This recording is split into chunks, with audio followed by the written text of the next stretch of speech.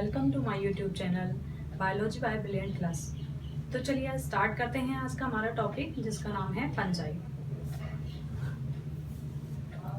तो fungi name जो है, सबसे पहले फंजाई जो शब्द था वो सबसे पहले गैस्पर्ड बोहिन नामक वैज्ञानिक ने दिया था। उसके बाद स्टडी ऑफ फंजाई यानी कि फंजाई का अध्ययन जो है वो क्या कहलाता है। तो फंजाई का जो अध्ययन होता है वो माइकोलॉजी कहलाता है। फादर ऑफ माइकोलॉजी किसे कहा जाता है? फादर ऑफ माइकोलॉजी पीए माइकेली को कहा जाता है। तो इन्होंने एक बुक लिखी थी जिसका नाम था Nova Plantarum Genera. Father of modern mycology, तो फादर ऑफ मॉडर्न माइकोलॉजी किसे कहा जाता है? तो हेनरी एंटोन डी बेरी को फादर ऑफ मॉडर्न माइकोलॉजी कहा जाता है। इनको हम शॉर्ट में डी बेरी के नाम से भी याद रखते हैं, क्योंकि इनका नाम काफी बड़ा है, तो इसलिए आपको याद रखने के लिए आप डी बेरी याद कर सकते हैं। उसके बाद आता है फादर ऑफ इंडियन माइकोलॉजी, यानी कि इंडियन माइकोलॉजी का जनक किसे कहा जाता है? बीबी मुंडकर और ईजे बटलर को फादर ऑफ इंडियन माइकोलॉजी कहा जाता है। यानी कि इन्हें आप ये कह सकते हैं कि जो भारतीय जो फंजाई के जो जनक हैं वो किसे कहते हैं? बीबी मुंडकर को और ईजे बटलर को। उसके बाद आते हैं जनरल फीचर्स। तो जनरल फीचर्स में इसके जो सामान्य लक्षण कौन कौन से होते हैं, सामान्य विशेषताएं कौन कौन सी होती हैं जो कि फंजाई में पाई जाती हैं।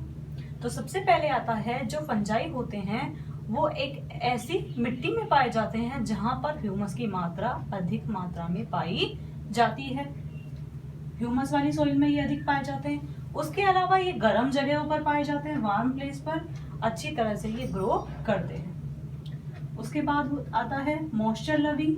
ये जो है फंजाई जो है नमी वाले आवासों में उगना पसंद करते हैं जहां पर अत्यधिक नमी होती है। जैसे उदाहरण के लिए लेदर, अगर चमड़े पर नमी हो जाती है तो वहां पर भी जो फंजाई है, फंगस है, लग जाती है। उसके अलावा लकड़ी पर ये लग जाती है। आपने देखा होगा बारिश के मौसम में जो लकड़ियां हैं उन पर छोटी छोटी छतरी नुमा जो कवक है वो उगने लग जाती है, तो वो भी क्या होती है? कवक ही होती है, जो इस तरह से होती है, इस तरह से।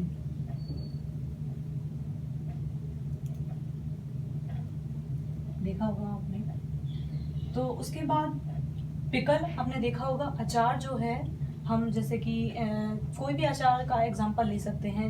मोस्टली कैरी का जो अचार होता है, आपने देखा होगा अगर उसे हम प्रॉपर तरीके से नहीं देखते हैं बनाने के बाद तो उस पर भी फंगस लग जाती है। उसके अलावा ब्रेड भी अगर ज्यादा समय तक रखी रहे तो वो भी खराब हो जाती है, उसमें भी फंगस लग जाती है। यहाँ तक कि अगर रोटियों को आपका जो बॉक्स होता है उसमें आप रखी छोड़ दें तो उसमें भी फंगस लग जाती है। तो उसके बाद ये कैसे होते हैं? ये होते हैं यूकैरियोटिक। ये इनमें थैलस पाया जाता है। थैलस आप जानते ही हैं, हम पहले भी पढ़ चुके हैं एल्गी में। तो थैलस जो एक ऐसा सिस्टम होता है जिसमें रूट, स्टेम और लीव्स नहीं पाए जाते, ठीक है, तो इसलिए इन्हें थैलोफाइट्स भी कहते हैं। थैलस इनमें पाया जाता है। इसके अलावा नॉन वेस्कुलर होते हैं, यानी असंवहनीय होते हैं। इनमें जाइलम और फ्लोएम का अभाव होता है, एब्सेंट होते हैं। इसके अलावा बात करते हैं इसकी प्लांट बॉडी की। फंजाई की जो प्लांट बॉडी है वो कैसी होती है, क्या कहलाती है? तो फंजाई की जो प्लांट बॉडी है वो माइसीलियम कहलाती है, जो कि कई सारे कवक तंतुओं से मिलकर बनी होती है, फिलामेंट से मिलकर बनी होती है, जिसे हाइपा कहते हैं। उसके बाद आता है क्लोरोफिल। तो इनमें क्लोरोफिल पाया जाता है, कैसा होता है, कौन सा होता है? तो इनमें क्लोरोफिल नहीं पाया जाता है। क्या होता है? क्लोरोफिल नहीं पाया जाता है, इसीलिए ये हरे रंग के या किसी भी कलर के ये नहीं होते हैं, कलरलेस होते हैं। तो इनमें क्लोरोफिल एब्सेंट होता है, इसलिए ये हेटेरोट्रॉपिक होते हैं। क्लोरोफिल कलर के अलावा एक काम और करता है, भोजन बनाने का। तो इनमें क्लोरोफिल चूंकि एब्सेंट होता है इसलिए ये अपना भोजन स्वयं नहीं बना सकते, इसीलिए ये हेटेरोट्रॉपिक होते हैं, विषमपोषी होते हैं, यानी ये अपने भोजन के लिए दूसरे जीवों पर निर्भर करते हैं। तो उसी आधार पर इन्हें दो भागों में बांटा गया है, एक होते हैं पैरासाइटिक, दूसरा होता है सैप्रोफाइटिक। तो पैरासाइटिक जो होते हैं परजीवी होते हैं, जो अपना भोजन दूसरे जीवों से प्राप्त करते हैं, यानी दूसरे जीवों पर भोजन के लिए निर्भर रहते हैं, उन्हें पैरासाइटिक कहा जाता है। उसके अलावा आता है सैप्रोफाइटिक, यानी मृतोपजीवी।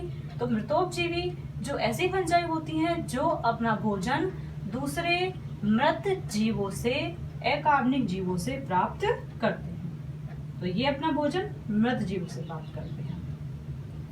उसके बाद आता है इनमें पोषण किस तरह का पाया जाता है। तो जो पैरासाइटिक जो फंजाई हैं उनमें पोषण होस्टोरिया द्वारा एब्जॉर्ब किया जाता है, यानी होस्टोरिया जो है उसके द्वारा अवशोषित किया जाता है। होस्टोरिया क्या होते हैं? होस्टोरिया जो है वो उनको कहा जाता है चूषकांग। तो पैरासाइटिक एल्गी में कुछ अतिवृद्धियां पाई जाती हैं, संरचनाएं पाई जाती हैं जो कि दूसरे जीवों से भोजन को प्राप्त करने के लिए काम में आती हैं, तो उनको हम होस्टोरिया कहते हैं। तो इनमें जो पोषण है होस्टोरिया द्वारा अवशोषित किया जाता है। उसके अलावा पैरासाइटिक फंजाई, यानी कि पीएफ का मतलब है पैरासाइटिक फंजाई जो है ये मैनी डिजीज यानी कि बहुत सारे रोगों का कारण होती हैं। इनसे बहुत सारे रोग हो जाते हैं, जैसे कि प्लांट्स में, एनिमल्स में, ह्यूमंस में, सभी में ये रोग उत्पन्न करती हैं। For example Albugo, Puccinia, Ustilago, Aspergillus. तो ये तीनों की तीनों क्या करती हैं? ये क्या करती हैं? प्लांट्स में डिजीज उत्पन्न करती है। इसके अलावा जो एस्परजिलस है वो ह्यूमन बॉडी में भी जो है बीमारियां उत्पन्न करता है। अब देखते हैं सैप्रोफाइटिक यानी कि मृतोपजीवी। तो ये जो है अपना भोजन मृत जो शरीर है जीवों के उनसे प्राप्त करते हैं। इसके अलावा ये क्या, इनमें जो पोषण विधि जो है, इनमें जो पोषण होता है एब्जॉर्प्शन मेथड द्वारा, अवशोषण विधि द्वारा प्राप्त किया जाता है। ये मुख्यतः कहाँ पाई जाएंगी? ब्रेड पर, जो कि काफी समय की ब्रेड हो जाती है उस पर ये लग जाती है। पिकल पर यानी अचार पर, काफी समय का जो अचार हो जाता है जिसकी देखभाल नहीं की जाए तो उस पर भी ये फंगस लग जाती है। उसके अलावा सब्जी, आपने देखा होगा गर्मी के दिनों में सब्जियां जो हैं, बनाई हुई सब्जी भी खराब हो जाती है। तो खराब कैसे हो जाती है? उसमें स्मेल आने लग जाती है। क्यों? क्योंकि उसमें फंगस लग जाती है, तो इसलिए सब्जी भी जो है खराब हो जाती है। इसके एग्जाम्पल है म्यूकर और पेनिसिलियम।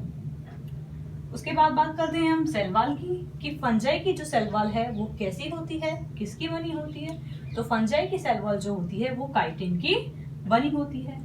लेकिन यहाँ पर एक अपवाद होता है। वो अपवाद क्या है? कि एक जो ग्रुप है फंजाई का जिसका नाम होता है ओमाइसिटीज। तो ओमाइसिटीज जो ग्रुप है उसके जो मेंबर्स हैं उनकी जो सेल वॉल है वो काइटिन की बनी नहीं होती है, उनकी सेल वॉल जो है सेल्यूलोज की बनी होती है। उसके बाद बात करते हैं फूड स्टोरेज की, इनमें फूड स्टोरेज कौन सा होता है, क्या होता है। तो इनमें फूड स्टोरेज जो है ग्लाइकोजन होता है। तो नेक्स्ट हम देखते हैं जो सिम्बायोटिक एसोसिएशन ऑफ एल्गी और फंजाई, यानी कि शैवाल और कवकों के बीच का जो सहजीवन संबंध है वो क्या कहलाता है? उसे लाइकेन कहा जाता है। उसके बाद आता है symbiotic association of roots of higher plants, यानी कि उच्च पादपों की जड़ों और फंजाई के बीच में जो संबंध पाया जाता है, जो सहजीवन पाया जाता है, उसे हम माइकोराइजा कहते हैं। उसके बाद हम पढ़ते हैं रिप्रोडक्शन, जो कि 3 प्रकार का होता है, वेजिटेटिव रिप्रोडक्शन, एसेक्सुअल रिप्रोडक्शन और सेक्सुअल रिप्रोडक्शन। तो फंजाई में जो वेजिटेटिव रिप्रोडक्शन पाया जाता है उसमें जो सबसे पहला होता है वो होता है फ्रेगमेंटेशन, यानी कि खंडन, जो कि हम पहले भी पढ़ चुके हैं कि फ्रेगमेंटेशन में क्या होता है। फ्रेगमेंटेशन में कोई भी जो प्लांट बॉडी है वो छोटे छोटे भागों में टूट जाती है, जो कि प्रत्येक जो टुकड़ा है नई पादप के रूप में जन्म लेता है या विकास करता है। तो यहाँ पर जो हाइपी है, हाइपी मतलब होता है जो फंजाई की जो प्लांट बॉडी है, तो जो हाइपी है वो सेपरेट इनटू स्मॉल पीसेज, यानी कि छोटे छोटे टुकड़ों में टूट जाती है, जिससे एक नए प्लांट का निर्माण होता है, जैसे कि राइजोपस, एस्परजिलस और म्यूकर। तो ये तीनों इसके एग्जाम्पल हैं। उसके बाद आता है बडिंग, यानी कि मुकुलन। तो मुकुलन में क्या होता है? अतिवृद्धि बनती है। तो यहाँ पर पेरेंट सेल पर, यानी कि जो मातृ कोशिका है उस पर एक छोटी सी अतिवृद्धि बन जाती है, और वही अतिवृद्धि क्या कहलाती है? बर्ड्स कहलाती है। और पेरेंट जो न्यूक्लियस है, यानी कि मातृ जो केंद्रक है, मातृ कोशिका में बनने वाला जो केंद्रक है, उससे पुत्री केंद्रक बन जाता है, यानी कि डॉटर न्यूक्लियस बन जाता है।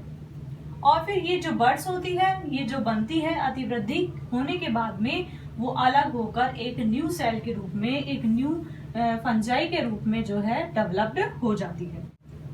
तो उसके बाद आता है फिशन यानी विखंडन। तो यहाँ पर क्या होता है, जब पेरेंट सेल जो होती है दो संतति कोशिकाओं में विभक्त हो जाती है, टूट जाती है, किसके द्वारा, यहाँ पर एक विभाजन होता है जिसे कहते हैं अर्धसूत्री विभाजन। तो अर्धसूत्री विभाजन के द्वारा ये टूट जाती है और टूटकर दो पुत्री कोशिकाओं के रूप में परिवर्तित हो जाती है, यानी कि दो पुत्री कोशिकाओं का निर्माण होता है। उसके बाद आता है एसेक्सुअल रिप्रोडक्शन यानी कि अलैंगिक जनन। तो अलैंगिक जनन में क्या होता है, विभिन्न प्रकार के बीजाणुओं के द्वारा अलैंगिक जनन यहाँ पर होता है, यानी विभिन्न प्रकार के यहाँ पर बीजाणु बनते हैं जिनसे अलैंगिक जनन होता है। तो ये अलैंगिक जनन किसके द्वारा होता है, ये जीवाणु किसके द्वारा बनते हैं, तो ये जो बीजाणु हैं वो समसूत्री विभाजन के द्वारा बनते हैं। तो जिस फंगल फिलामेंट पर स्पोरेंजिया का निर्माण होता है उसे स्पोरेंजियोफोर कहा जाता है, यानी कि ये रहा स्पोरेंजियोफोर। तो किस पर निर्माण होता है, जो ये फंगल फिलामेंट है, ये आपको दिख रहा है, जो फंगल फिलामेंट पर इसका निर्माण होता है, किसका, स्पोरेंजिया का निर्माण हो रहा है, उसे स्पोरेंजियोफोर कहा जाता है। जिसका निर्माण एंडोजीनस होता है, अंतर्जात होता है। आप देख रहे हैं अंदर की ओर बन रहे हैं बीजाणु। तो यहाँ पर जो स्पोरेंजियोफोर का जो स्पोरेंजियोस्पोर हैं जो कि इसके अंदर बनते हैं बीजाणुधानी के अंदर, तो स्पोरेंजियोस्पोर का निर्माण एंडोजीनस होता है, अंतर्जात होता है। तो स्पोरेंजियोस्पोर जो होते हैं वो दो प्रकार के होते हैं, जूस्पोर और एप्लानोस्पोर। तो हम इसको समझ लेते हैं। ये जो होता है माइसिलियम होता है, जो कवक जो है उसका शरीर होता है जिसको माइसिलियम कहते हैं। तो माइसिलियम जो है उस पर स्पोरेंजियोस्पोर का निर्माण होता है। स्पोरेंजियोफोर जो है उसके ऊपर स्पोरेंजियम होता है, बीजाणुधानी होती है और इसके अंदर होते हैं स्पोरेंजियोस्पोर। ध्यान रखें ये जो है स्पोरेंजियोफोर है, ठीक है, इसके ऊपर लगने वाली स्पोरेंजियम है यानी बीजाणुधानी है और इसके अंदर बनने वाले हैं स्पोरेंजियोस्पोर, ठीक है।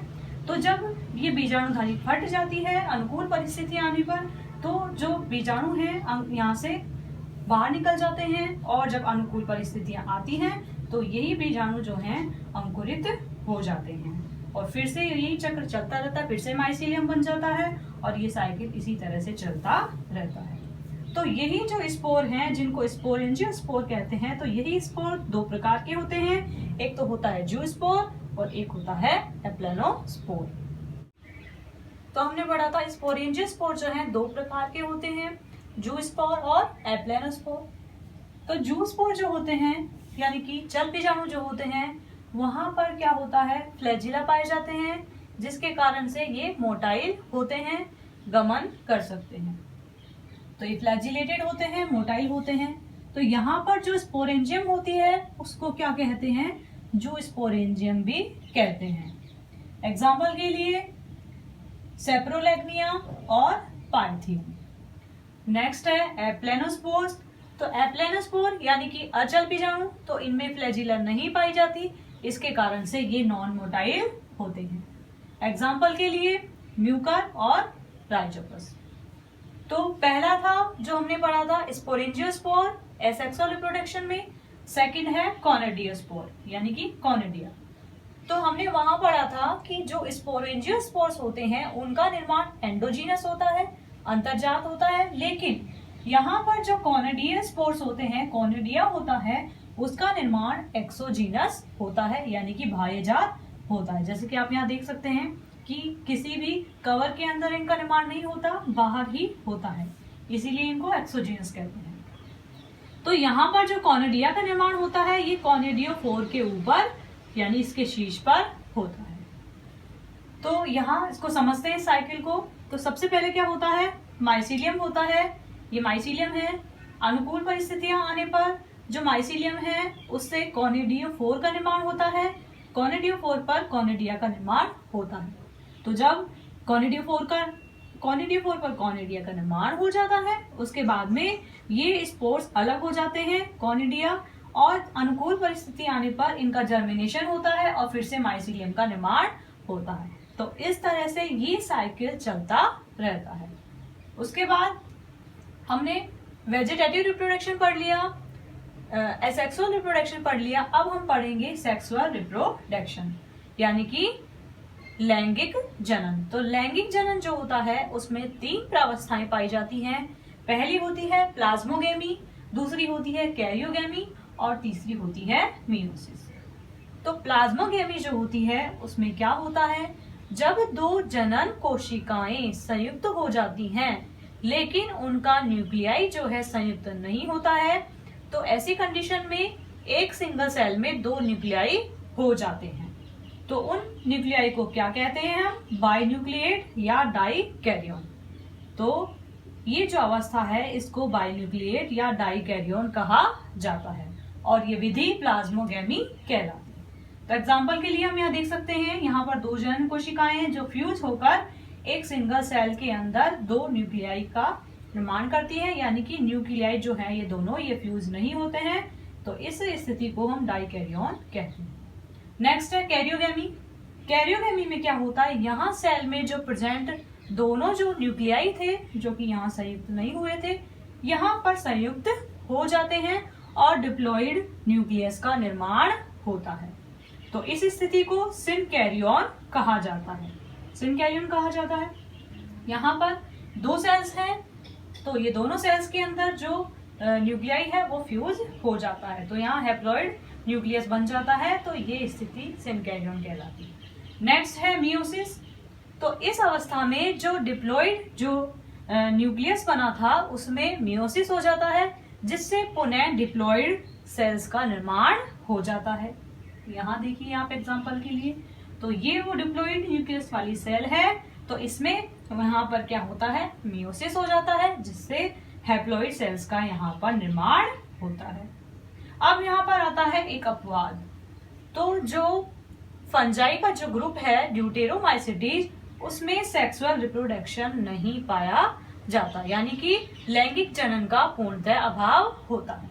तो ड्यूटेरोमाइसिटीज क्या है, फंजाई का एक ग्रुप है।